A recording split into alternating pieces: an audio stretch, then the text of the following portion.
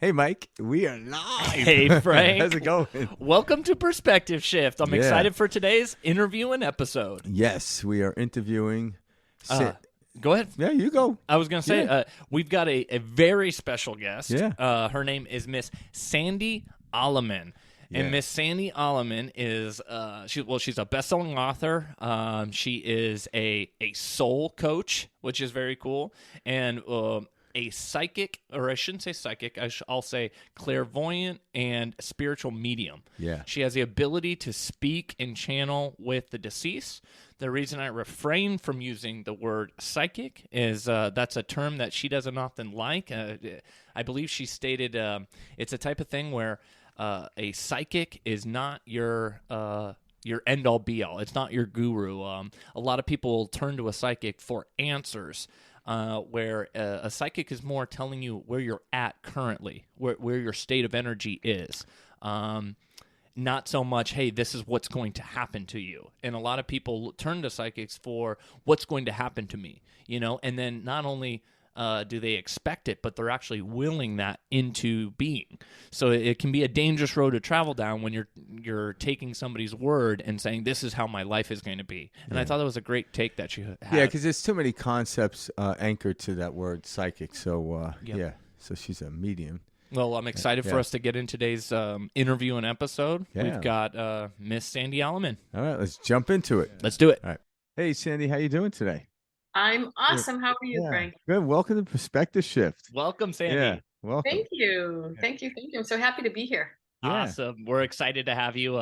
Not too often do we get the chance to speak directly with a clairvoyant, a spiritual teacher, somebody of your caliber. So we're excited to have you on tonight. Yeah, definitely. Yeah, so give us we like to hear you we can give the background and stuff that we looked up online, but let's get it from you. So what are you doing right now? What's your position in life? Yeah. Let's just start with that. I love where I'm at in my life right now. I love the work that I'm able to do with clients, which is helping people who have gone through some sort of loss. So as a medium, I connect with spirit. So I bring through their loved ones in spirit, but I also love teaching them how to connect on their own, because I think that's so important. So that's a big part of the work that I do. I'm also a writer. I'm a spiritual coach. I write songs on the piano and I do some art. So it's sort of like I have all of this. And the interesting thing, I was thinking about this the other day, because I started posting some songs that I've written on Facebook, piano songs, and someone said, like, how do you do that? I'm like, I don't know, but I kind of do know. Like whether it's connecting with spirit or writing a piano song or creating a piece of art, I have goosebumps. You show up and you open yourself up and then you receive. So for me, I feel like the work that I do is not coming from me, it's coming through me. So when you become a channel for spirit, for God, it's like you can show up in anywhere and be used as a channel for good in the world. Yeah. Right? Half the thing is just showing up and saying yes to those impulses and those nudges.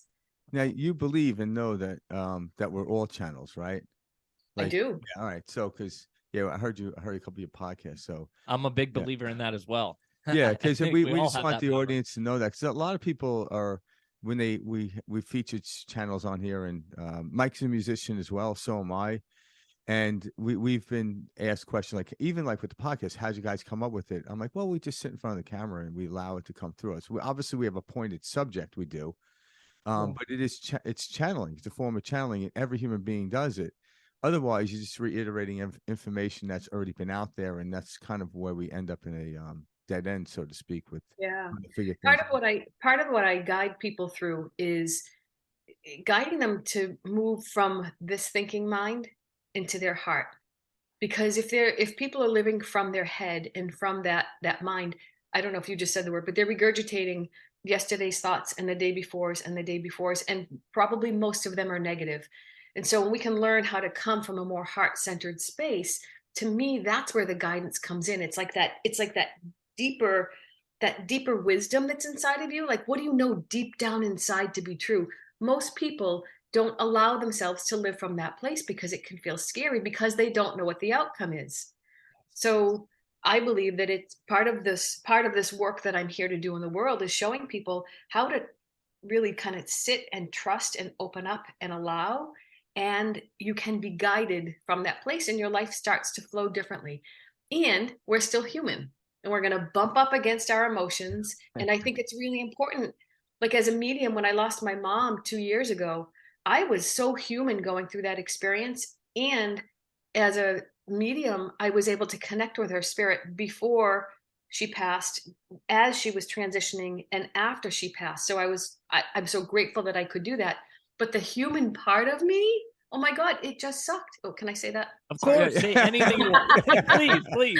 We want it as natural as possible. This is not a PG Or broadcast. Yeah. Yeah, so I think it's important. I think it's important that I go through life and that anyone goes through life knowing all the spiritual concepts and living it the best we can, and at the same time tending to that human part of our emotional self, because if we don't, we'll stuff it down, stuff it down, stuff it down, and then it will come out sideways. Or when somebody triggers you, all of that crap comes up and you're like, oh, what did I just do? What did I just say? And it's never about what's in front of you. It's never about what's happening in front of you. So well said. Oh my gosh, Sandy, that was beautiful. Like I know 99% of us, you know, and I remember being very much so stuck in this thinking mind where it is a day in, day out of the constant head chatter. It's just this noise, and you're communicating back and forth with yourself, but you think that's you and you identify with this thinking voice in the head.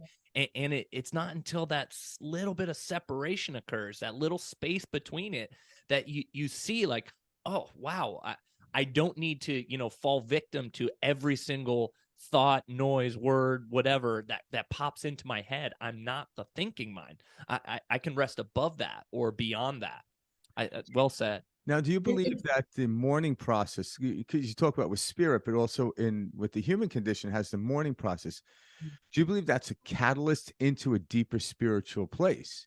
Because I think that's why a lot of people, like, I hear a lot of spiritual teachers talk about stuff, and a lot of people get it wrong to where we're supposed to, when someone dies, we're supposed to overcome that. I'm like, I don't believe that. I believe it's a catalyst deeper into it. So when each person dies, that mourning is like a new frequency setting to actually communicate with them to some level as we can.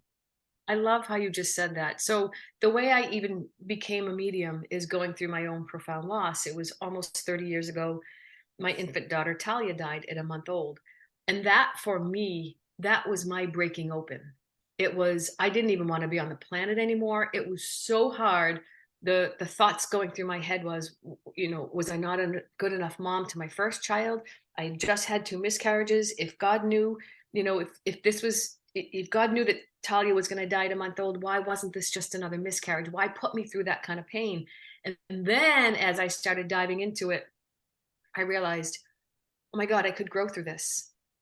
I can grow. And that was one thing. That was one thing that my only spiritual friend, I had a lot of friends back then, but my only deeply spiritual friend, Sally, called me up and said, Sandy, I'm in awe of the growth that you're going to have. And I was like, that statement alone was like somebody gave me this idea that I can grow through this. Because everybody, when you're going through loss, everybody's what do people say as they go through the line? I'm so sorry for your loss. So sorry for your loss. So sorry. So sorry. Everybody is focusing on, I'm so sorry. Sally gave me that hope and said, I'm in awe of the growth. And that's when my mind latched onto that. And I got my first message from Talia through my writing 2.5 weeks later. And that was like, okay, I want more of this. I want more. I want more. I want to understand, what is this thing called death? How do you connect? Is there another side, and how do you connect with it? And that became my journey. And so I am so passionate about helping people see death differently, because when you start to see death differently, you start to see life differently. Yeah. And so I am coming out with my 3rd book next month. Congratulations. Yeah. What's the name of the 3rd book? It's called The End, or Is It? A Medium's Guide. A Medium's Guide to Unfuck Your Mind About Death. There you I go. love it. I love it. Yeah. I know. So prior to your daughter's death, Talia, did you have some of these clairvoyant type of abilities, I know they were within you, but were they outwardly noticeable, or they did laying that dormant? moment was the breaking open of this Pandora box, if you will? So I've always been a writer. I kept diaries from 5 years old. Actually still have them in my basement. Like Oh, I've never let really? That's any awesome. diary, any diary. You ever go My back poor and read them? My poor, yeah, it's kind of depressing. My poor kids, after I'm gone, they're going to be like, what do we do with this big tub of diaries and journals? When I was in college, I was going through a rough patch, just didn't have a lot of self esteem. And I would write letters to myself. I don't know where that idea came from, but I would write letters and I would sign it, Love Me. I look back now, I'm like, oh, I was getting a message from my higher self. So I would do that every once in a while when I went through my divorce. 20 some odd years ago, I would also start tuning into something. But 5 years before Talia was born, I was just playing around with this idea of connecting with the angelic realm. Okay. And I had, been reading about it and understood that we all have angels around us. I didn't know who mine were. So I started having conversations with quote unquote the angels or my angels through my writing. I didn't know who they were. I didn't know what their names were. I just loved the messages that I was getting. And because it wasn't the way that I would write in my diary. The way I would write in my diary was, I can't believe it. It was like, The thinking behind. Yeah, exactly. Pour it out. yeah, that vomiting onto the page, which is also cathartic sometimes. Yeah, it is. But Yeah. when I was writing with my angels, the messages I would get back were just like, sometimes they were so simple, like, Sandy, stop and take a breath, or just realize it's all going to be okay. You're going through this. And I loved it. I loved that conversation. The interesting thing is, not once, mm, not once was I warned what I was going to be going through. I So don't think here I was writing with my angels for 5 years, was never warned, okay, heads up, you're going to go through something pretty powerful. And looking back now, if someone had said to me, Sandy, you're going to have your first daughter, 2 miscarriages, you're going to have Talia, she's going to die at a month old, and then a year later you'll have your 3rd child, I would have said, pick someone else for that middle stuff. I'm not strong enough. So I get why now. I get why we're not always told, and because I think I would have taken a different path. Had I taken a different path, I wouldn't be able to do the work that I'm doing today. Yeah. And I know there's something big and powerful. I know Talia and I had an agreement for her to come into my life, shake it up so much to be that catalyst. I do believe death is it's an opportunity for an awakening. Yeah. That's a great message, because a lot of people out there are trying to figure out the future, and this is where the dismal life comes in. And I say this from people out there. I was talking about myself several years ago, and that's why me and Mike were talking about this earlier. And I know this. I try to teach to get people to believe, but whenever we're having a conversation with another individual, it's just another perspective of who we are. So that's why I always found it interesting when people argue. I'm like, you're arguing with yourself. But it's a concept or a perception that I haven't experienced yet. So interviewing with other people, hanging out with Mike and all the vast amount of people around me, they're just different viewpoints and perspectives I haven't experienced yet within me. And then there's me, what we call me. And a lot of people get caught up in that, and they're trying to figure out the future. I'm like, this is the future now. There's only now. There's only now. And Yeah. right now, I'm gonna share it. So Spirit, one time, I had a client that was asking me about his future. And so I tuned in, and Spirit said, your future is not somewhere out there down the road. Your future is inside of you, and you're going, like, you're breathing it out. You're breathing, your future is going to come through you. Doesn't that make sense? Yes. Right? So our future is, I believe, is it's only right now, and it will come out, like our divine light will come out, and it will be shaped and guided by our thinking. Yeah. Right? Yeah, it's like a beautiful book. Every page is in front of you, but you can only read the page that's in front of you. The whole book is in front of me. So as we read the page, life unfolds in the moment in which you're in. And that's your future is, I have 300-page book in front of me, but I can only read page 1 first. Yeah. And it's a quantum physics understanding. People try to look at it from the linear perspective, they get lost in it. I'm like, no, it's not out there. It's right here, but you can only read one page at a time and experience one page at a time. But yet it's still on your lap as you're reading the book. Everything in the book is right there. You know what just came to? Oh, go ahead. No, I was gonna say, I love how you said it comes through you, because we do have the ability to guide that direction, Yeah. and we have that, okay, I accept this situation in its entirety. I'm going to guide this, from this direction, etc. We have that ability as, the tapping into the creator, the source. So I'm glad you mentioned it and explain it that way. It's not happening to us. We're happening. It's happening for us. And think about how many times you get you get this inspiration, right?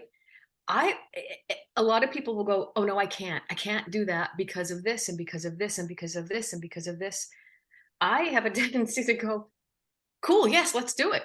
Cool, yes, let's do it. Cool. So people will say, how do you do so many things? You manifest so many things. I'm like, I just keep saying yes, like, and I keep allowing it. But this mental mind will be the first thing to shut it down. And then people go, oh, why am I not manifesting what I want? Well, you're not allowing it. You're not allowing yourself to go to that frequency where that very thing that you say that you want is already existing. And everything exists right now. Everything is already done.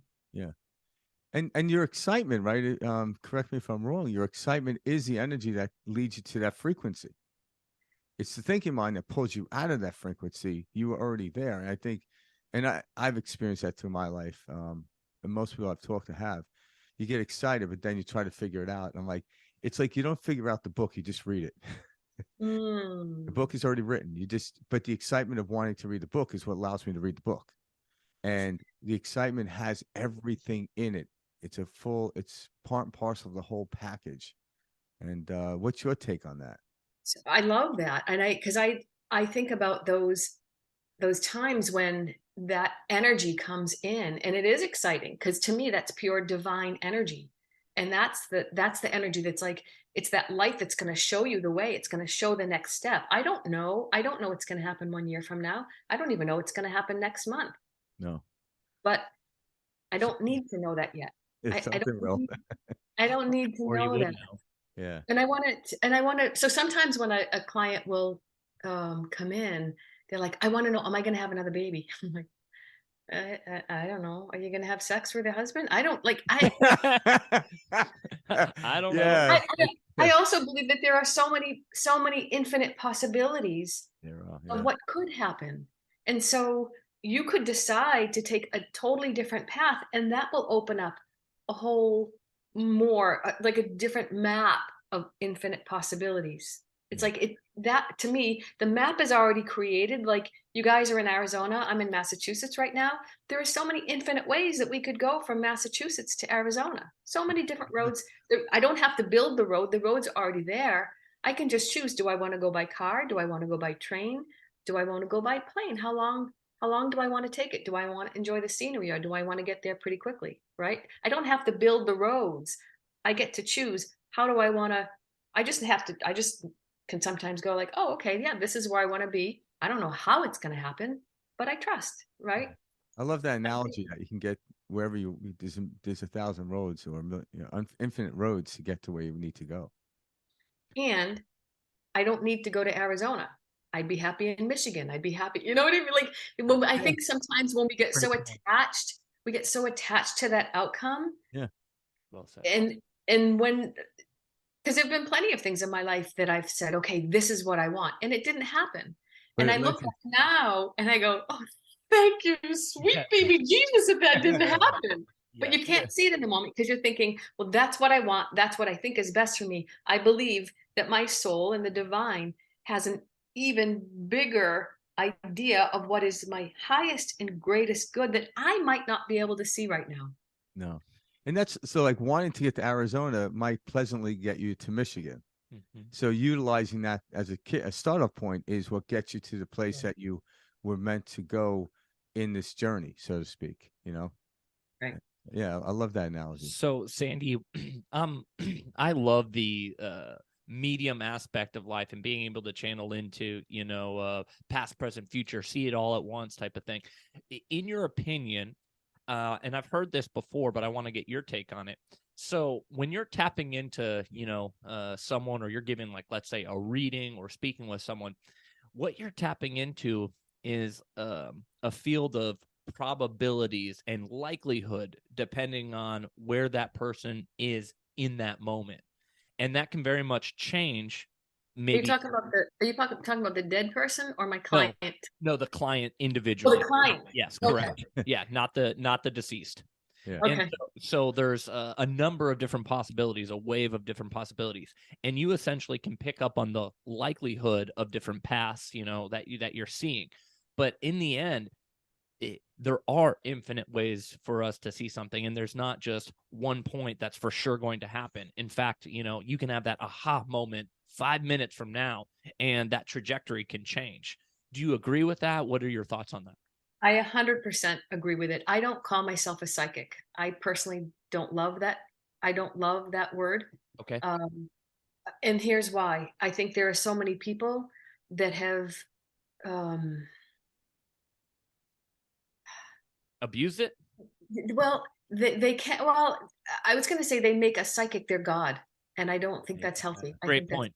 That's a I beautiful think that's point. a Yeah. little scary. And I remember about 10 years ago, 15 years ago, someone came into my office and she came in for healing. And I was trying to bring her through this relaxation. And she said, I can't relax, Sandy. I have such bad shoulder pain. And I said, all right, let's see if we can get to the root of it. I said, tell me what was happening like 9 months ago. And she said, well, she's like, 9 months ago is when this shoulder pain started. She said, but 6 months prior to that, I had gone to a psychic and they told me in 6 months I'm going to have shoulder pain. Mm. And so, Prognosis. Yeah. Yeah. so did she predict it, or did this client receive that message and then unconsciously create it? So when I work with clients, my main goal is to, if it's for a mediumship session, is to connect with their loved one in spirit. So I'm tuning into a higher frequency of their loved one's pure positive energy. Yeah. Sometimes, every once in a while, they might give me something that is like, um, mm, I don't know, like a date or something. Specific, like a detail Yeah, that's specific. but I don't always know what it's for. Like this one session I worked with a woman and the young girl, and I said, your aunt is telling me that there's going to be another baby in the family. All right. Okay. And I said, I'm also getting June 11th. She's like, okay. She had no idea. She had no idea what that meant. She's like, I don't think I'm going to have any more kids. She emailed me back and she's like, damn it, Sandy. She's like, I'm pregnant and my due date is June 11th. Like, Oh my gosh. Yeah.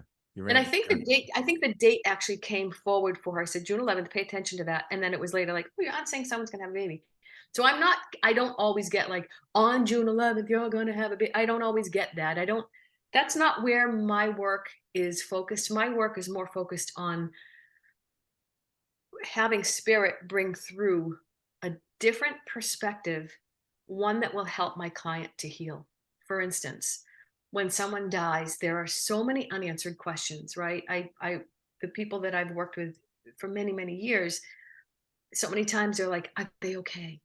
Are they okay? Are they with me? I'm like, how do they not know? How do they not know? How do people not know that your loved ones are with you? Like that breaks my heart. But so not only will they come through with, yes, I'm okay, yes, I'm here, but I'll tap into parts of their personality.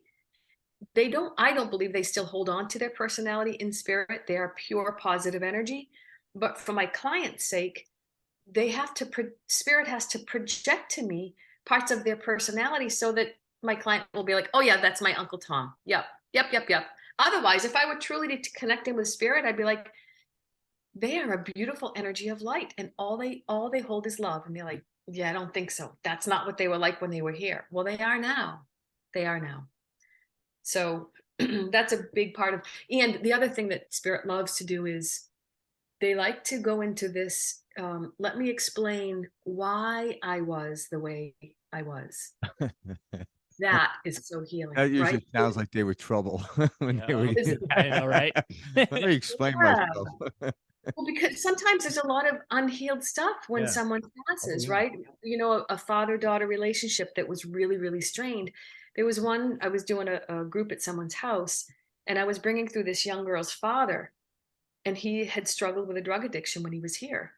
And she said to me, I don't know if I want to talk to him. And I said, well, he's here and I'm not going to push him away. It was the first time he was ever able to say to her, I am so sorry for how I hurt you. Yeah. He could never say that when he was here. And so I have such goosebumps. And so for her to hear that, and it's not just in passing, like, oh, he's saying he's sorry. It's like when it comes through, like it comes through with that energy and people can feel it, So you're feeling the emotion of his sympathy for his daughter is what you're Truly you're channeling. translating it into the words and vocal that you have, but you're actually feeling the pain or whatever, the sorrow he had. So you're actually feeling that and translating it. Yeah, there was another session that I had. This woman had lost her daughter, and I don't remember how she passed. I think it was a car accident.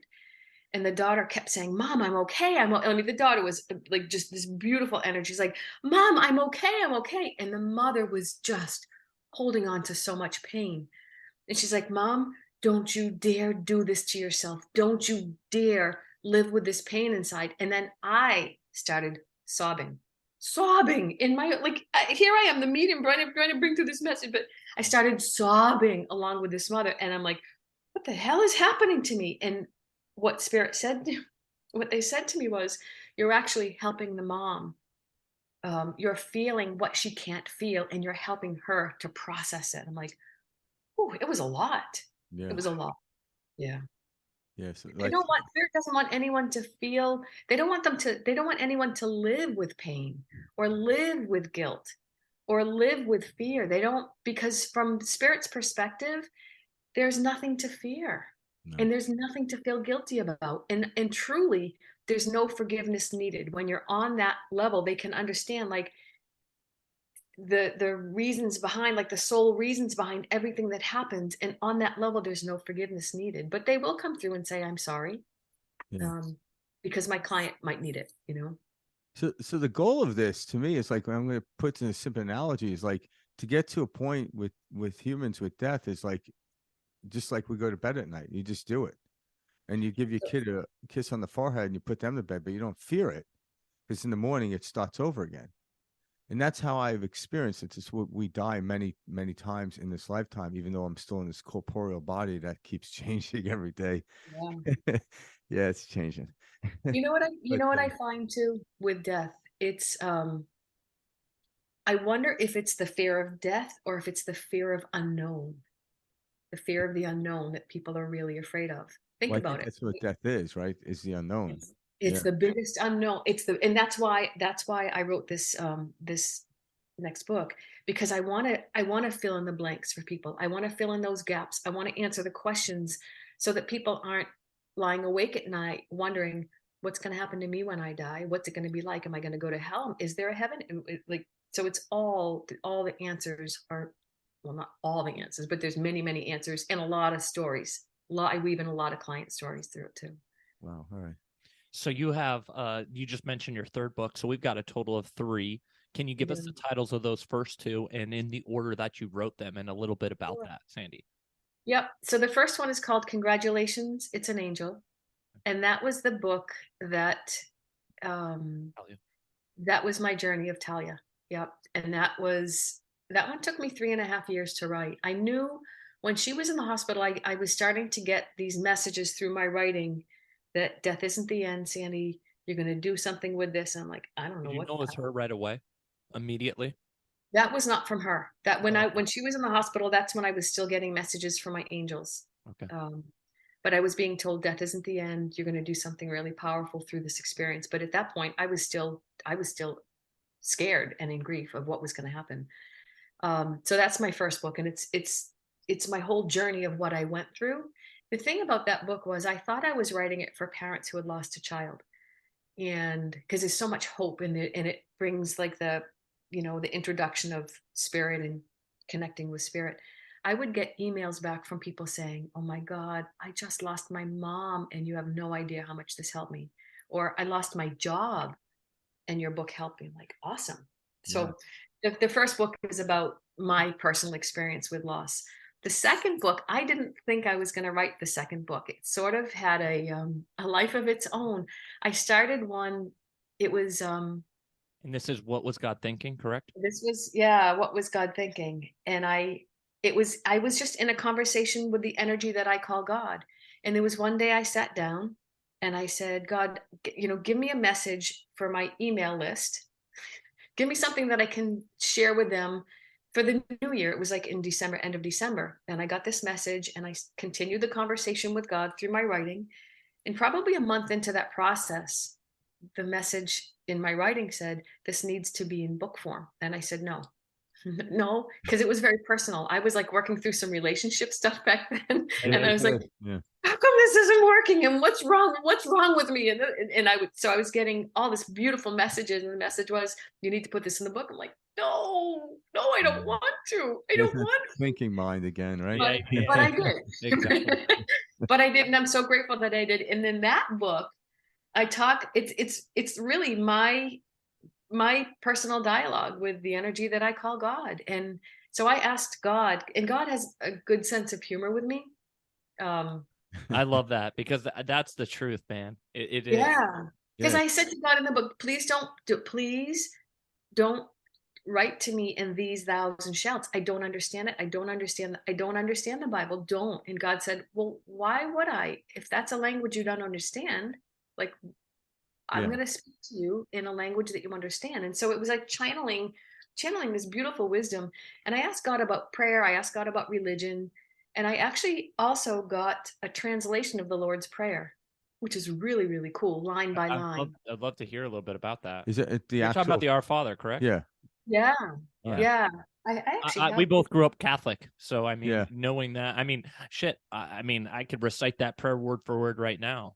Yeah. And have you ever really stopped to think, what does it mean? No, Like, have I, you I've ever, studied. I've it's studied it. have you? Yeah. awesome. Yeah. I've That's studied awesome. it multiple times, and just breaking it down, just from our Father, Mhm. and like that's something within us. Thou art in heaven, we are that. Yeah.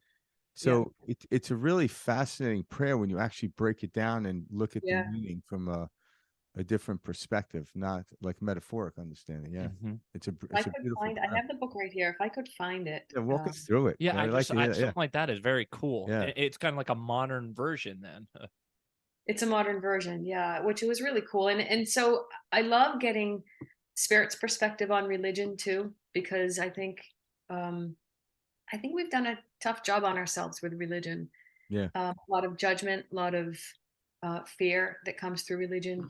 And Spirit said one time that um, God is the energy of God is bigger than all religions. It's, each religion is a consciousness of people who believe in the same doctrine, right? And they sometimes they believe they're right and everybody's wrong. And then this one says, no, this is the way. And no, and then this one says, this is the way. And what Spirit said is God is bigger than all of that. All of that. Sandy, They've also have you ever heard the story about the five blind men who all went and touched the elephant and described the elephant? Have you heard I about love this? I Okay, so there have. was these five blind men, and they went to, and they're all examining an elephant, and one's on the side, and they're like, "Oh my God, this elephant or this god is like this big, big, thick wall." And then there's another, blind man in the front, touching the tusks. No, this elephant is sharp, it's strong. Each of them describing in their own way, none of them wrong, but none of them there. You know what I mean? And I think that was a great way to talk about religion.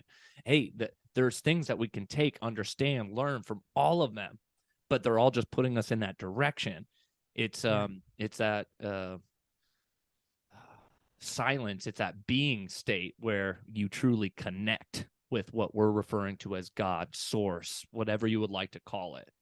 yeah. Even trying to explain what you do right now through words only gets us close to the bullseye, but not hit it. It's a state, and that's what I come to understand. That's why when we speak about something, we try to get as sharp as we can and put the arrow as close as we can to that bullseye. But I know I'm never going to hit it, but that's the purpose. But then when I stop, that's when I hit it, and it's an experience that everyone has to experience. My words can't get them there, and I'm sure that's probably what you do as a coach. You teach people how to be their own coach and do it themselves, because you can't do it for them. I can't. I Yeah. can't.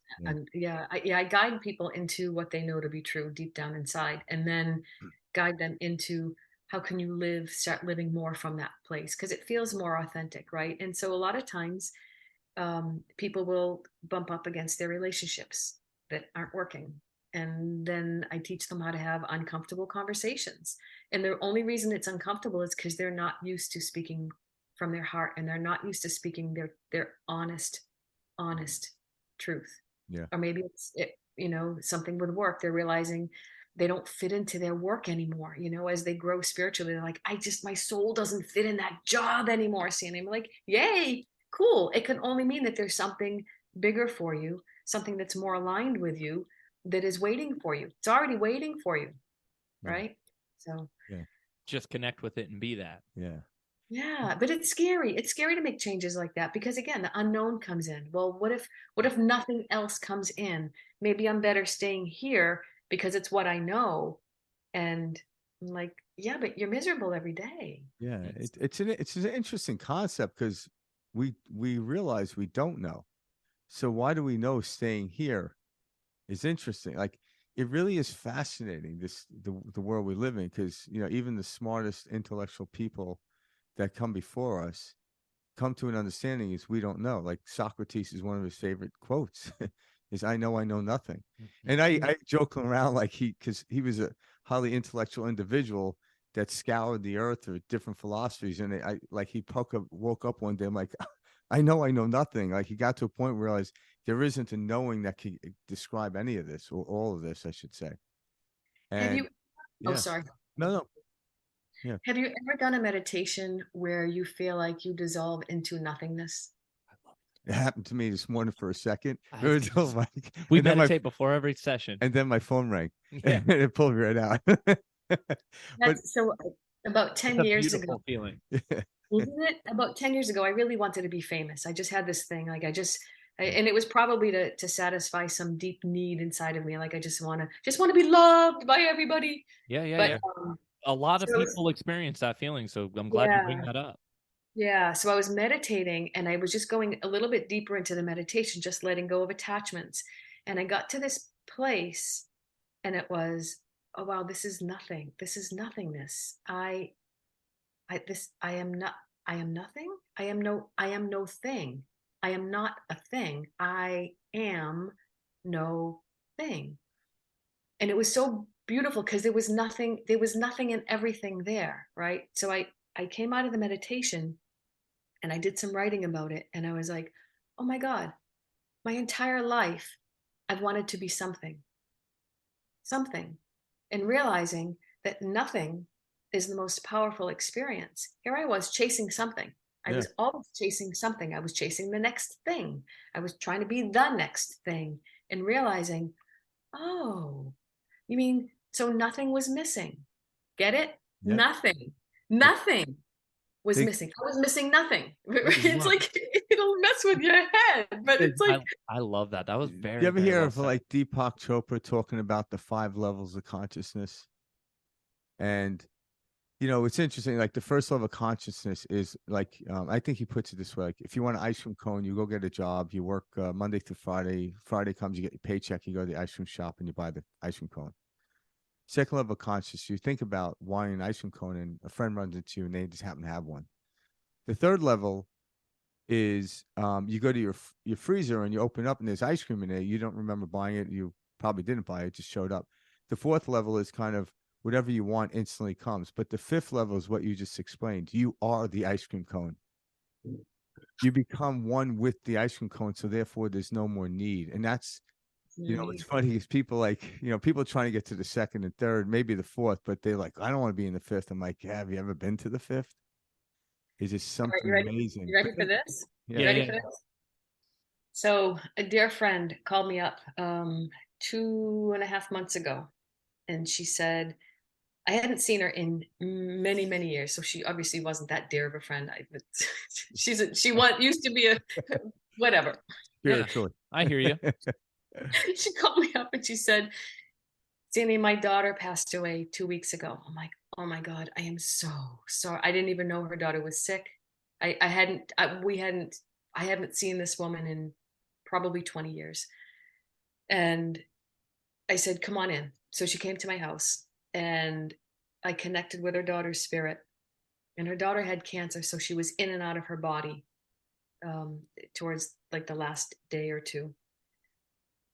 And she said, tell my mom that when I was in and out of my body, when my consciousness was out of my body, it was the most beautiful, most peaceful feeling I've ever had in my life. And then she said this. She said, I guarantee you, if any human would feel this, could be able to feel this, they wouldn't ever want to be back in the body again. Yeah. Like we think having this physical body is the end all and be all. This physical thing is just a small little teardrop in the ocean of our consciousness. I know And yet, that's true. It's a leaf right? falling off a I tree. know that's true. That that resonates so Well, well. I think that was the message like he got from Jesus is bearing the cross. He wasn't talking about the timber of wood. He was talking about the body. You're carrying this body. So it's a different like metaphoric understanding. But yeah, like everyone looks at the timber wood he was nailed to, but no, it's the body. You stick the arms out and feet together. That's a cross. The flesh, the muscle. And this is what we're bearing through life. I've And never heard that. That's beautiful. yeah, it's when you get older, the gravity's just a bitch, you know. It's like, Right. yeah, it's like, oh my God, this is getting heavy. But Yeah. and Very and I think what happens is, and I get caught up in this myself, because when I step away from the understanding of the spiritual, I forget about it. I try to manipulate the physical world in order to advance my body or advance something, and I'm like, this is pointless. It really is pointless. What's going to happen is going to happen.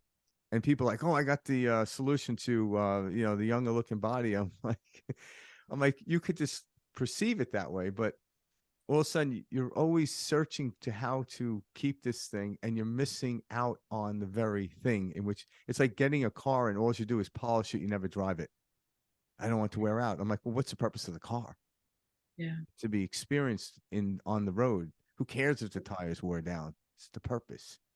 But that's not the messaging we're getting from No. the world. But You know, that's the why we have messaging that this we're getting. podcast with you on. We got Yeah, the it's out messaging there. we Yeah. look at all the messaging we get in the world, like on TV and on social media, like look younger, feel better, banish your cravings. Like it's like Yeah. that's why I love you that you guys are doing this podcast and really coming out with a different way of thinking about life. Yeah. Well, I This think body, this yeah. body is temporary, and when someone dies, it's not the end. It's just the beginning of a much bigger, broader consciousness. Yeah. One of the videos I was listening to you this week, Sandy, I love the way you phrased it, but you used the verbiage like once you unzip from this body, and I thought that was a very, very great analogy and just a way to connect and really see and feel this physical form. We're so caught up in this physical form, like you're saying, it's all over. Here's the problem. Here's what's happened to you. And then on the commercial, here's what we're going to sell to you to fix it. The sooner we kind of pick up on this dynamic that's put in front of us, the more we allow ourselves to become one with that spirit outside of the physical. And so when you're talking about unzipping from this physical form, I thought that was a great, great analogy. How did you kind of come up with that? I have no idea. Spirit told us. Yeah. It's the truth. It's almost like when you come home from a Halloween party. Yeah. And the first thing you want to do is take that costume off. It was fun being in it, but come on, it's like I got to take this thing off and be done with it. Remember those plastic masks? Remember those plastic masks? Yeah. And you could have breathed.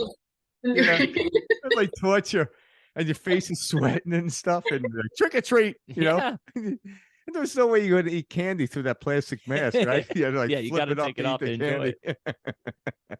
Yeah, but so I love this conversation because as much as I am a spiritual guide for other people, I forget.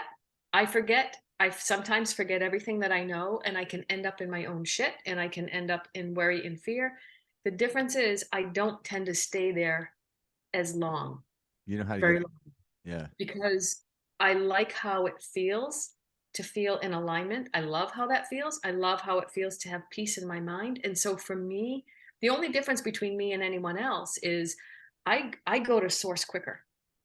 I go to source quicker. Like if I'm worried or afraid of something, I tend to not like stay in my head with it for a long time. I'll be like, I'll go to my journal. My journal, quite honestly, is my portal to source. It's my portal to spirit. My meditations are my portal to my inner being and to spirit. And that's where I work out. That's where I work everything out. And so if I'm feeling afraid of anything, doesn't matter what it is. If I'm afraid that something's going to happen to one of my kids, or if I'm afraid whatever it is, I will bring my fear to my journal and say, okay, God, help me to see this differently. And the reason I do that is because it's the way that my mind is looking at the problem. My mind is showing me all the things that are wrong with the problem. And my mind is scaring me with all the possible scary solutions that it could possibly come up with. The minute I bring that situation into my journal writing and I say, okay, God, help me to see this differently, I instantly get this download of, okay, let me help you to see it differently. And then there's no more fear. Like it just, the fear dissolves. Not once in all the years that I've been doing this writing with God, not once has the message ever come through like, oh, you should be really afraid of this, Sandy. Yeah. You, that thing, don't put that thing away. I don't even want to see that. Put it away. I don't want Just to see kidding. it. Right? And so it boggles my mind sometimes that I even wait sometimes to go to my journal or to sit and have a conversation with spirit about it. Because I know the moment I do, it's unraveled pretty quickly. That really is the key, and I've seen that in my own life, because what I realized what I was doing was, and I think a lot of people lie here, when you're uncomfortable, when you're in pain, etc., it is known, and outside of you, if I try this, if I do this, that's the unknown. So people would rather stay in pain, hurt, because it's familiar. And when you open yourself to that unknown, hey, look, I know I don't understand this now, but I'm going to allow it to come to me.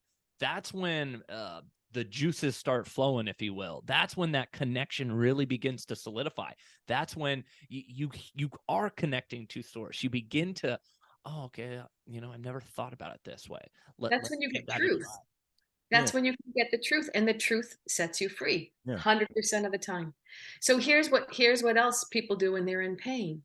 They go onto social media and they post about it. Let me tell you about this thing that just happened to me. And then now you have all these other, really, that bastard, I'd be pissed too. And that now you have this momentum building around the problem, right? And that problem becomes so big and so loud.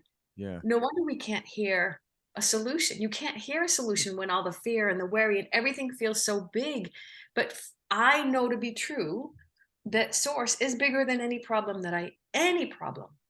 My source is bigger than that problem. Yeah. Every single time. I want to bring up the justified grievances here. I think this is a good starting point. So something we talk about in Perspective Shift a lot is these justified grievances, things that, for example, Talia, her passing, you have every reason to crumble. You have every reason to feel pain, all of this, and that's coming from multiple directions. And it's keeping you in this pain, in this suffering. And it wasn't until that one friend that you had mentioned gave you that glistening hope where, hey, look, I'm in awe of the growth that you're about to experience, that it allowed you to, open up to another possibility. And so we just had a gentleman on last week, who was in the Iraq war, and he was talking about how he had his leg blown off by an IED. He was the only one to survive, and he comes back and he's drinking hard and everything. And the world tells him, it's okay. He went and fought for this country. His leg was blown off, all this. He has every right to be upset. He has every right to be in pain. And he's like, no, I don't. And it was me allowing myself to stay stuck in that is why I wasn't growing. It wasn't until I said, no, I don't deserve this, that we let go, and the heavens open up, And I think that's really what you're getting at too with a lot of what you're saying. Would you agree? I 100% think we all need to feel whatever's coming up. Mhm. Feel the anger, feel that pain, feel that sadness, feel it all. But energy, emotions are energy in motions, right? So we just need to like move the energy. So what do you need to do? Do you need to hit something? Do you need to scream? Do you need to dance it out? Do you need to just cry and sob? It's I think when we put a lid on that, or we go into our mind about, well, I shouldn't do that, or I should be, that's when we're getting out of alignment. Yeah. There's no timetable, but I love what you said. Like, yes, feel what you're feeling. And let me just say this. And if you want to be stuck, it's okay to be stuck. Yeah. And I'll tell you why. So I'm also a hypnotist, and I've done a lot of past life work, past life Do like regression. past life regressions? I All love right. this. Yeah, Mike, have you ever done that before? I've never done that. I've done it a couple of times. we should do that. We should do that on air sometime. Oh, absolutely. We definitely will. do that. Obviously, I could sense we're idea. gonna do a lot of work with you. That would be so Yeah, cool. So definitely. so I've done a lot of past life work on myself too, and I've seen that I've lost children in other lifetimes. And I saw in one of my lifetimes that I lost a child, and I took my own life because I did not have the tools. It was the only thing I could do to get out of my pain in that lifetime. So I took my own life. I saw that I had another lifetime after that one where I lost a child again. And in that lifetime, I didn't take my life. I decided to stay, but I lived out my life as a very old, angry, bitter woman. That was the best that I could reach for in my awareness in that lifetime. I was stuck. I was stuck. I didn't know how to do it differently. In this lifetime, after I did some of that work, I was like, oh my God, I'm doing a do-over. I must have said, Coach, can you put me back in again? Let me see if I can do it differently this way. So I don't even want to judge someone who feels stuck, because I was there and that was the best that I could do. My thing with people, my work with people is, if you want to feel better, I can help you, but I can't do it for you. I can show you the way. I can show you how you can think about something differently. We can connect with truth that can set you free.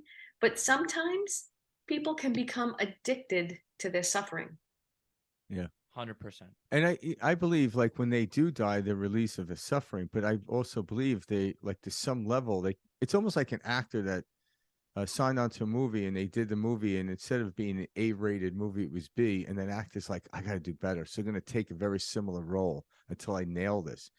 But the role then becomes a different role, so the memory of it doesn't really exist. But there is something in us that oddly knows when something isn't right. We know we shouldn't be in pain, but pain is also a great catalyst, like we talked about earlier. That's why when I'm in pain now, like going on social media, all that does is distract it, shoves it way down. But now when I'm in pain, I don't be like, I shouldn't be in pain. And like, I just sit with it. And I don't put music on. I don't do anything. I keep my eyes open and I feel my body. And now I'm at the point where I'm just watching it, and then boom, it blows up, hits my heart, and tears come out. And I'm like, wow, it was something I was holding on to from, could have been this earlier in my lifetime. It could have been from another lifetime. But now I like doing that more than liking to meditate. I just sit with myself, and I try to do it when no one's around, so I don't have to, especially my wife. She's like, what the hell are you doing? She's like, no, but you're right. Well, she's like, let's talk about it. And I'm like, I don't want to talk about it because I'm a guy. I don't want to talk about it. I just wanted to run through and rip my solar plexus open and shoot into my heart, Yeah. But can we talk about that for a second? Can we just talk about that statement? Absolutely. Yeah. I don't want to talk about, think about the conditioning. I don't want to talk about it. I'm a guy. Yes. Yeah. Oh, yeah. Yes. Where the fuck is that from? Exactly. It's a social construct. Yep. Yeah, man. Just shove it, put it away. You got problems, get away from them. Yeah. Yep. How unfair is that though? How unfair? But I get it. That's what was taught. That's how a lot of boys were conditioned. Yep. Yeah. You know? Yeah. And I think that's, like, obviously people like you are greatly overcoming these social constructs, because the way you're talking about talking to spirit or dead people is very like, this is a woman next door type of thing, not like years ago when because I had people present this to me early on, and it might also been where I was too. A lot had to do with it, but you're making it so I don't want to say the word blasé, but natural, Normal. because it is natural. It is. Yeah, The other stuff is not natural. The other stuff is unnatural. Why? Because like, why are we trying to escape it? We've been force-fed unnatural things our whole life, whether that's from media, government, whatever. Twinkies. Yeah. Hey, we know this does, this doesn't feel right, but it's part of the path. But And that's that conditioning. We've known our whole lives. I mean, I remember being so young and as a kid being like, man, everybody's just kind of faking it. And I remember thinking that like 12, 10, 11, I was so young, and I'm like, man, everybody's just kind of going around faking it. And then I was like, oh, it gets more legitimate as I get older. That's it. Everybody starts, getting legit as I get older. No, things actually did not. And it was even just get better at it. than high school, and even more, drama and this and that. And there was no system that we're told about in school. It's not there's no it's not based on achievement. It's not any of that. And so we're sold this whole book of goods our whole life. And then you get out into the real world and you're kind of just left hanging. And you're like, well, man, I really got to unlearn a lot of shit that I grew up thinking was the right way or the American way or whatever way. We're just, a lot of unconditioning. Yes, so much conditioning. I just lost my train of thought. No, it will come back to you. A good question to ask every once in a while is, why am I doing what I'm doing? I like that. That's a great question. Why am I doing what I'm doing? Not because I have to, but because that answer, I won't. Yeah, I say that every time I'm taking the garbage out. Why am I doing what I'm doing? And the reason I love that, so I don't get yelled at, The reason I love that question is because it'll help us see how much conditioning we're living in, how many shoulds, how many have tos, and how much unconscious shit is dictating our life. It is crazy. And like, I listen to a lot of people in discussion forums, and I don't care what the topic is, but I always find politics and I'm not a political person at all. But it's what I see is somebody will come along with a higher intellect and argue the point that's unarguable. It's a very interesting thing. The person that's more higher intellect is more trapped in the game than the other person. It's fascinating because I'm like, where did you get your information? Well, I read this book. I'm like, well, who wrote that book? It wasn't you. And they're just regurgitating information. They're not coming up with a single idea that they just came from themselves. Like when we look at like the Mozarts and the Einsteins and obviously you are just channeling information from an unread book. The field. You're the only one. Did you put me in the same category as a Mozart and an Einstein? Absolutely. Right? It's funny. I do that every once in a while, and Karen's like, "Are you seriously putting you in the same category?" I'm like, "Oh, what am I supposed to put? A category with like Dumb and Dumber? Come on, right? Got to set that bar real high. Yeah, because ego happy. Good. Yeah, I am somebody now. Well, it was always have been. Yeah, well, it was something you said earlier, because when Einstein was asked how did he come up with equals MC squared and special relativity, he didn't come up with it. It came through him, and it took him about 10 years to actually come with the equation to explain it to the science world. And even at that time, the science world understood it. Now, almost everyone understands relativity because of technology. But he's like, it came through me. And one of his famous quotes is, "Imagination is far greater than knowledge." Knowledge is something acquired from past. Imagination is happening now. And you're a very imaginative person, obviously. And people are like, "Oh no, imagination's for like the weekend." I'm like, no, imagination is what's going to get us out of poverty and starvation of third world countries. Yeah, it's what brings us peace. It's what brings us success. Because you realize, hey, we are that. We are all connected. Me and we were talking about this a couple of podcasts ago, but three physicists had won the Nobel Peace Prize this year for in quantum entanglement. And people are like, what's entanglement? Well, it's very difficult to explain, but you see particles. If one particle turns to the right, the next one automatically turns to the left. And like, why is it? It's because you can see the particle, but you can't see the wave it's on. So if this wave goes up, this one goes down, and almost like a pedal. When this one goes this way, the other one reacts. Actually, they're connected, but you don't see the connection because you can't see that wave of energy, and that's what God is. So we are billions of particles on this wave, and we're all responding to it. And like, you're trying to knock that particle, and like, that particle is a different perspective on the same wave that you're actually experiencing. And we're just individual particles experiencing this beautiful wave. And why would I knock that particle? Well, if I don't understand it, I'm like, I don't like that particle. I gotta get rid of that particle. But seriously, that particle needs to take the garbage out.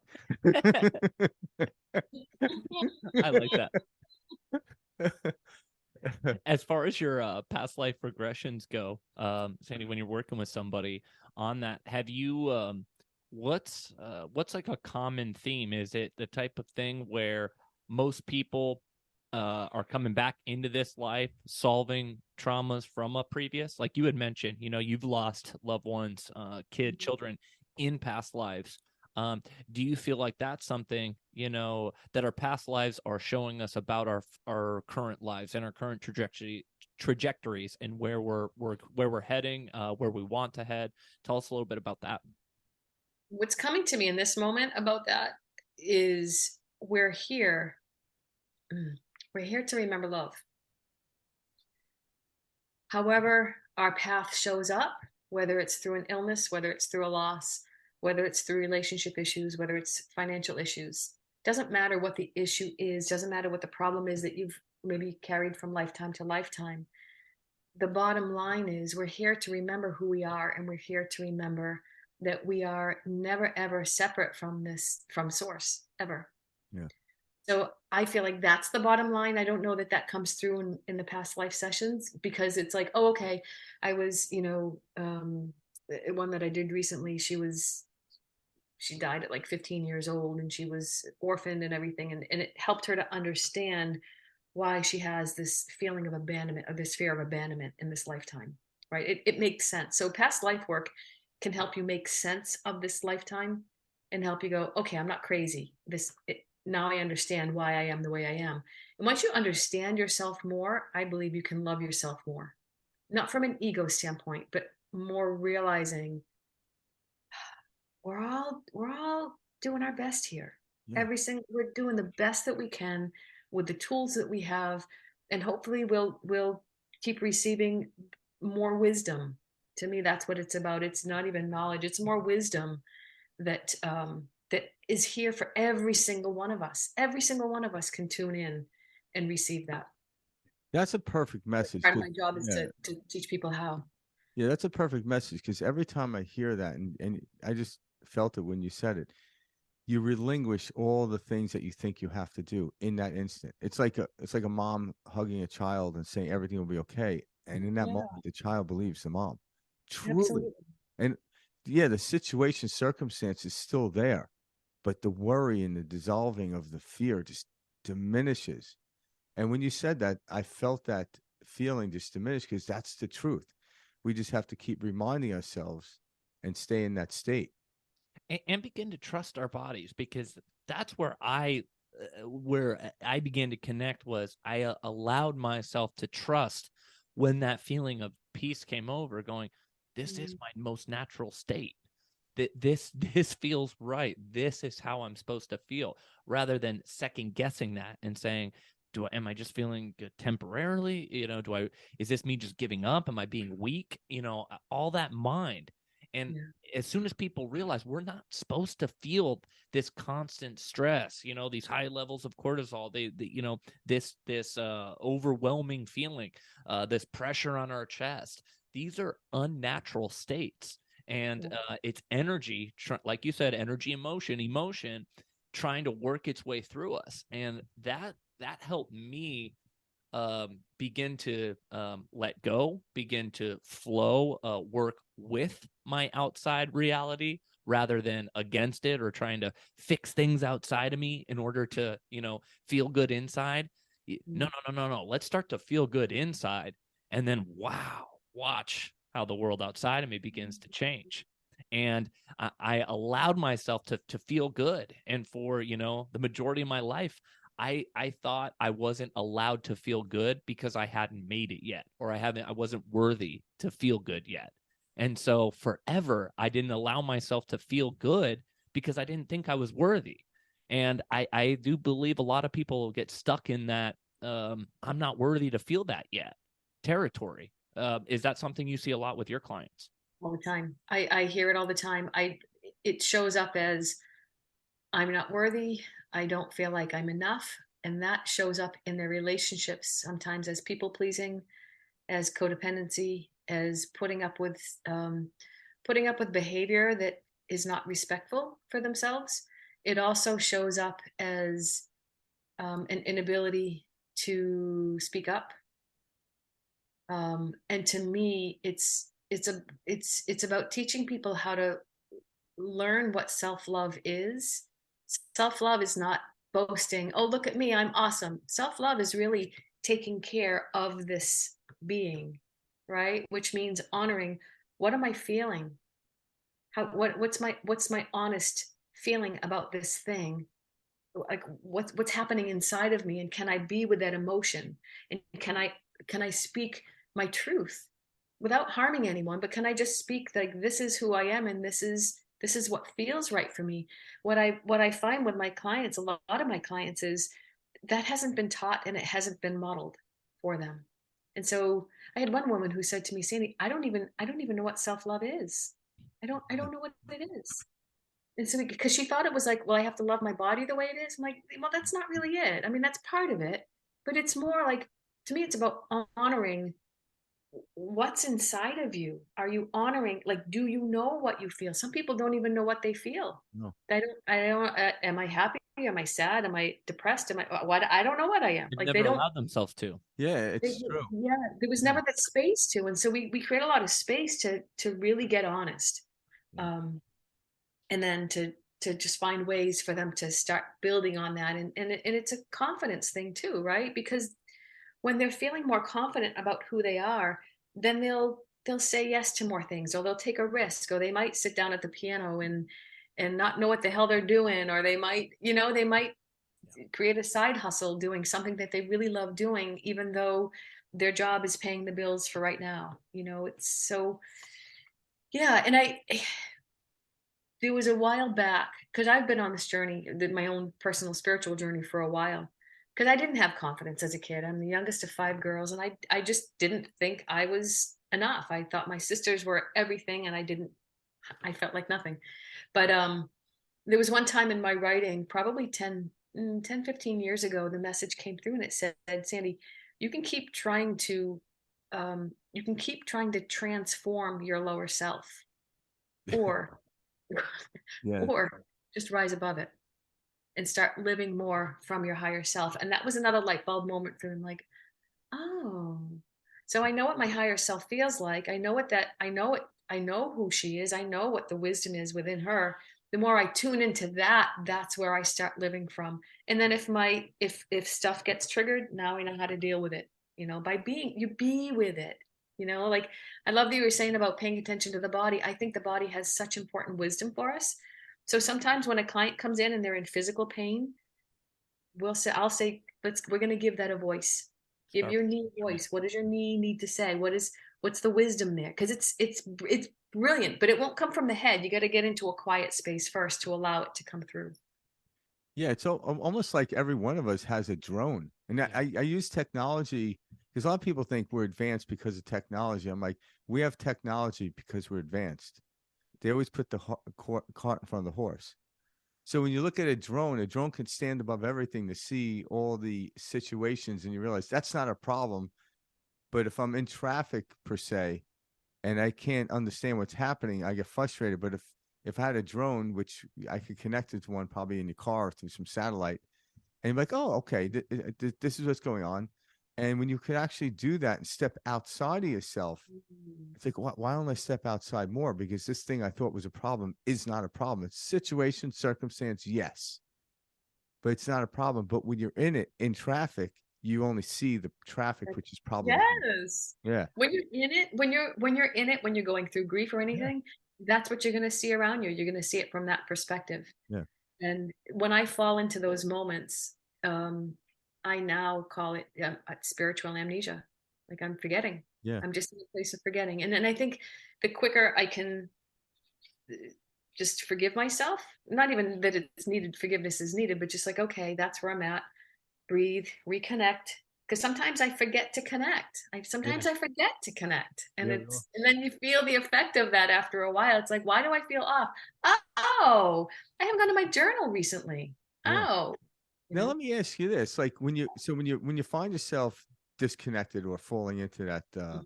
pothole, amnesia, getting out of it, opposed to like say 30 years ago, it's a lot quicker, right? Yeah. Oh, yeah. Yeah. So I think that's how I do my measurement now. Because if you try to measure of perfection, that you get upset that you fell into it. But if you measure it off, I'm like, yeah, I got out of it in 5 minutes, where like a year ago it would have been 5 hours. or 5 weeks. Yeah. Exactly. So I'm like, For a yeah, year. I remember having that conversation with Karen. Like we got into an argument over something, and we came to a resolution within like 5 minutes. And she's like, after resolution, it's like, oh, why do like you think we'll never argue? I'm like, no, but like 5 years ago, this would have lasted a day, Yeah. you know. And she looks at me like you're out of your mind. But but She agrees. yeah, She but definitely there's does. something true feeling about that. I'm like, I'm not trying to get to a point where I never fall into that amnesia, as you call it. I just know I have the key to get out of it. And the second I realize I'm in it, because you don't know how long you're in something until you realize, oh shit, I'm in this thing. Yeah. Well, get out of it. And there's a multitude of ways. And so that's what I want to ask you about. What are some of the techniques or practices you can give or you give to your clients on how to get out of that amnesia, how to wake up out of that and realize, hey, I was I was unconscious. Yeah. The first thing is to help them remember that there's a different perspective that they can tune into. Because sometimes they forget that the way that they're thinking about it is the only way to think about it. And it's like, no, no, no, no, no, no. Nope, there's a different way to think about it. And then it's about using your breath. Um, I love guiding people into meditation. And so for a lot of my clients, what I now do is at the end of the session, I'll record like a 3 or 5 minute meditation that recaps like some of the key points, just so that they have something to listen to, you know. Meditation is important because I don't know, it to me it brings me away from that chattering mind and it brings me back into wisdom. So that would be meditation is big. Mhm. And journal writing, but not just dumping your thoughts, tuning into it again, it's that perspective shift. Like you guys should name Thanks a for the plug, by the podcast way. for that. I know, Wait, right? no, it's like, but it's like how you tune into that different perspective. Yeah. It can be anything. For me, sometimes it's walking in nature and just breathing and just noticing, just getting a different perspective. It's a different shift. Or, you know, going to my journal and tuning into source or tuning into my mom and spirit. Because I know I will get a different perspective. So for me, it's perspective. It is. It's all about perspective. So you have like a plethora of different tools you can grab at any moment. Love that word. Yeah. Plethora. Yeah. Yes. Yeah. I Great like word. that. Yeah, because I think that's what it is. It's like you have many. I'm going to use the word weapons, but Tools in your tools toolbox. in the tool. You know, because there's different. You need a different tool for different situations. So, but yeah, Yeah, I have so many of them. That I have like so many books I would love to write. I just have so much I want to share with people. yeah. Like And you're doing it there's right one. now. Yeah, Huh? we're doing it right now, and that's the Love beauty it. of it. Yeah, we just. I love Yeah. it. I have another exercise that I do with people sometimes. It's called follow the fear. And if they tell me what they're afraid of, right? I'm like, okay, so what would happen if that happened? Well, then, Sandy, then I would do it. Okay, well, what would happen then? Well, then this would happen. Okay. So This is what, we're just one of following Frank's them. favorite techniques that you're describing, by the way. So Yeah, I love We're this. just Frank following has them talked up. about this for years. And then usually they'll get to, well, then I'll be sad and depressed. Okay. And then what would happen? Yeah. Well, then I'll die. Okay, then what will happen? Well, then I'll be free. Cool. Like Yeah, you yeah. just you just shorten that. You just shorten that loop by realizing you're gonna end up okay. You're gonna end up in Arizona. You know, Mm. how do you want to get from here to Arizona? You can choose to go through it the hard way, but to me, there's always a different perspective to tune into. I like that method because it is, I do that with myself every day when I come into this stuff. And it really is. I do that. Like I remember doing that to a client and I was telling them and they're like, "Are you doubting me?" I'm like, "Oh, no, no, no. I'm really wanting you to ask yourself the question. Yeah. I'm not questioning you. Like I know you're in terrible pain and trouble, but ask yourself the question." And I think it was like 4 or 5 questions in, they're at a loss. And I'm like, "So how do you know you're in trouble? You just came to you came to the precipice of the cliff and there's really nothing left there." And it works almost every time. I'm like, but this is something you have to repeat over and over because one day you'll just get familiar with that feeling and like, okay, it's creeping Because in. you know what? If I'm afraid of something, right, and someone says, "Oh, Sandy, don't be afraid," I'm gonna bounce right off of that because Yeah. from the mind that's holding fear, it won't be able to absorb. Don't be afraid. Well, because someone said this, and in the linguistic understanding, the human condition doesn't understand do not. So don't look down. Right. You look down. Don't be afraid. You're actually telling someone to be afraid. It's like be brave if you want to use the Yeah. adversary. Look up is the way to do it, but don't look down. Everyone looks down. Don't look at Yeah. me. You look at it. You're making me look at you now. It's like why would you do that? Mhm. We, I guess I realize I like to meet people where they're at and then walk them through, like yeah, walk them into a different frequency, walk them into a different way of thinking. And I think that's what you guys are doing with the show too. You're addressing where people are at and then you're giving them a whole different way of thinking about things. And I love that. Because I think people also need to feel acknowledged and validated where they're at right now. yeah, that's true It's, because and it's and just take a breath and just be like, let me breathe with you as you're sad or scared or whatever you're feeling. Let's just create some space for that and breathe and acknowledge it. And then a good question is, are you willing to feel better? yeah. I love that you said meet them where they're at. I saw this, I forgot what it was, but recently I saw this, it was like an online video that went viral, but this young woman was experiencing like an extreme panic attack, anxiety attack, and she called her mom, "Mom, I'm having trouble. Can you come over? Can we sit down? Can we talk?" And the mom's like, "No problem. I'm going to head over. Let's talk this through." The mom arrives and the daughter's out front and it's raining and she's just laying on the driveway and she's just looking up into the rain. And, the mom's like, "Oh my gosh, she's not in a good spot." But rather than judging the situation, rather, than getting out saying, "Come on, get up, let's go," like trying to change it, the mom gets out of the car and she goes and she lays down just in the rain, not saying anything, next to her daughter, looking up. And then like their hands connected, no words, nothing going on. And there was no narration and it was beautiful. And like I can still feel it like Yeah. as I'm saying this story. And that's all that was needed. No words, no nothing, no opposite of what you're doing. No, you got to do this. It was just that. And it was so powerful. And it just kind of reminded me of that when you said meet them where they're at. Yeah. Very Yeah. well. That was a Cool. great story. Thank you, Mike. No, it was powerful. Yeah, It well, was fun. I was like, I "Oh my felt it. Yeah. gosh, this is cool." Sandy, a question I have for you is, like, I believe you said your husband's name was Kenny. Mhm. So, was Kenny or when you guys first met, was he into or aware of or a pretty awake guy? And what was your journey transitioning from, let's just say, your standard work life into this medium work, or was it more natural because of the author and like the book aspect of it? Tell us a little bit about like transitioning, if you will, from a normal type of life into a spiritual context, because that takes bravery, that takes courage. It's not easy to get out and have these conversations with people when they're not on that same page or wavelength, and it's easy for them to brush it off as nonsense, etc. Yeah. How do you deal with that, or how was your how did that flow for you? So how I came out as a medium, is that what you're Yeah. asking me? Oh yeah. So back Exactly. then, so back when I first started, it was what, 28 years ago. Nobody was, the only ones that were out there were really James Van Prague. Yeah. And I seen him live. Well, he's big. Yeah. Yeah. so he was, and I don't know if Jonathan Edward was back then, but there weren't many mediums back then. So I kept it really quiet Okay. because I was a professional speaker and I was doing workshops. I didn't want people to know that I was a medium because it was back then, it just was, it's like, don't Taboo. Yep. it was taboo, yeah. And it was just over time that I always had I always had another job. This was something that I did on the side.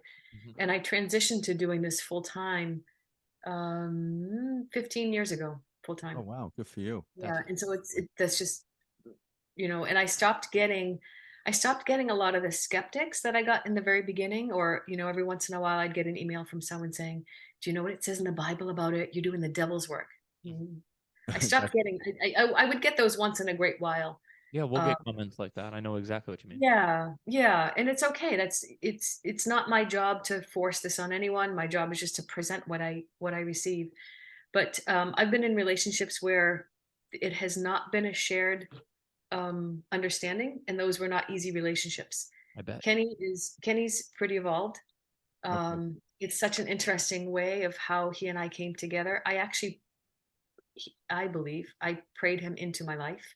Of course. I had just gotten through a really, really tough relationship, and I was like, I'm done, I'm done, Yep. done. That's it. And I had found this book that I had bought for a man that I was engaged to, and it was called 28 Days of Prayer for My Husband, and there was another one, 28 Days of Prayer for My Wife. Never opened the books with him.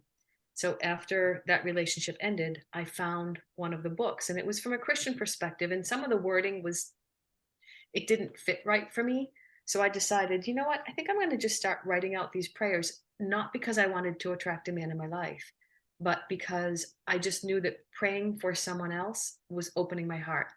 So every day I would write out a prayer for a man I didn't know. It would be like, God, thank you so much for this man who I adore.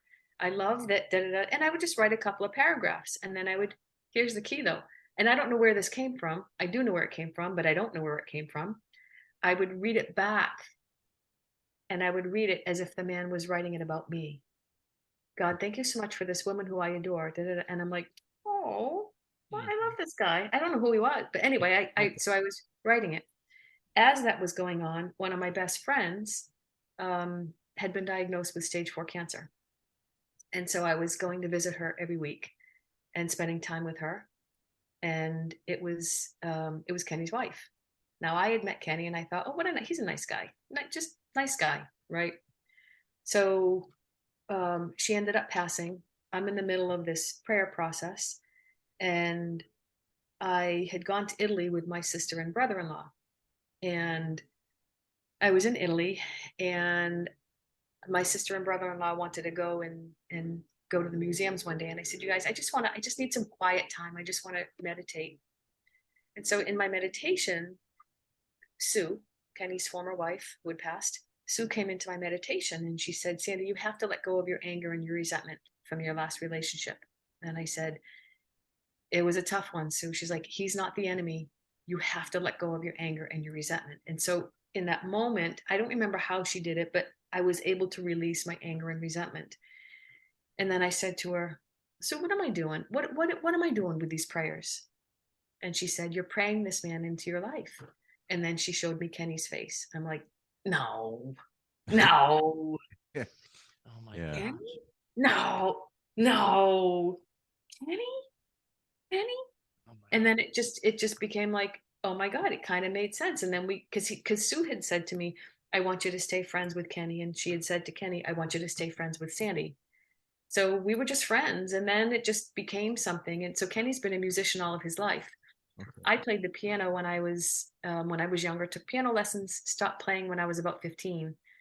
So fast forward 40 years later, when I meet Kenny, he has keyboards all over the place, pianos, keyboards everywhere. Picked it up again, and now I'm writing my own piano songs. It's wild. So we know we're here for a reason. So we just got married last April too. Oh, congratulations. Yeah, thank you.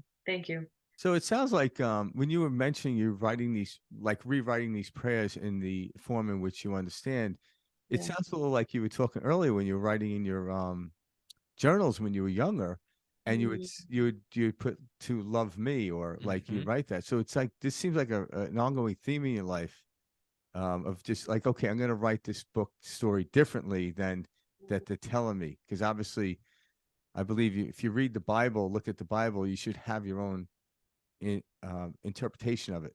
Don't follow somebody else's. Use your own. right. It's not meant to be interpreted by one individual. And I think that's what life is. Like everyone's trying to see how they fit in by the interpretation of others. I'm like, the interpretation of others is great. I love their interpretation, but that's not mine. And mine Right. yesterday Right. is mine today. And people are trying to hold on to interpretations of others, and this is why we get into such a mess. We start chasing our tail. We build our identity around those interpretations. Yeah, and it's somewhat it's laborious. It never ends. It's exhausting, and I realize, Yes. yeah, I want my own interpretation. I interpret it every day, And it different. feels it feels like there's a blueprint that each of us has Yeah. that we can tune into, and whether you want to call it a soul blueprint or even like how am I meant to serve here? How Mm. am I meant to serve? It's going to be different for everybody. Yeah. And it's It's like you yeah, have your own song inside it. We have our own resonance frequency, like, and yeah, that's our yeah, frequency is what makes up our different fingerprints. So we have different attributes, although there's a lot of attributes that look very alike, but it's about learning to sing your song. And when you're singing a song, you're starting out in different notes and moving throughout the cadence of your life. So right now, depending on how long I live, I'm in the middle of my song, so to speak. And there's more to come, and just keep singing it. But all of a sudden, if I start copying somebody else's song, I get lost. And the feeling of frustration isn't that, it's because I am not singing my song. I'm at a karaoke machine. And I'm like, the karaoke machine, it's fun to put yourself in somebody else's shoes, but that's not why we were here. Can I share one more story before we Of end course. this? Oh, we got all day. Of course. Take your But time. I don't. Yeah. I don't. I want to come back. Yeah. But Yeah. so there's a certain tribe in Africa, and when a woman gets pregnant, all the women in the community go out into the wilderness with this woman who's pregnant, and they pray and they meditate until they hear the soul song of that unborn child, right? And then they sing it to this pregnant woman. When that baby is born, all the women in the community gather around this brand new infant and the mom, and they sing this child their soul song, because they believe that every human being has their own unique soul song. When that child enters the school system, they come into the center of the community, and the whole community sings that child their soul song. When they get married, everyone comes around them and they sing them their soul song. And at the moment before they're about to die, the community members, oh, I have goosebumps, the community members surround them, and they sing that person their soul song to guide them into the next life. And there's only one other time that that person will hear that soul song sung to them by the community. And it's when they've done something wrong, and they've done something that's been so antisocial and something that was so damaging to another human being, because that tribe doesn't believe in punishment. They believe that that person just forgot who they are. And so instead of punishing the person, they bring them into the center of the community. The community gathers and they sing that person their soul song, because they know that when they remember their soul song, they would never, ever do another act of anything that would harm another human being. Yeah. God, that's so I remember so hearing that awesome. story. It's a beautiful story because it actually lets the person know they didn't do something wrong, but they're better than this, so to speak. Choose You're higher. higher than this is not who you are. Yeah. That's a beautiful story.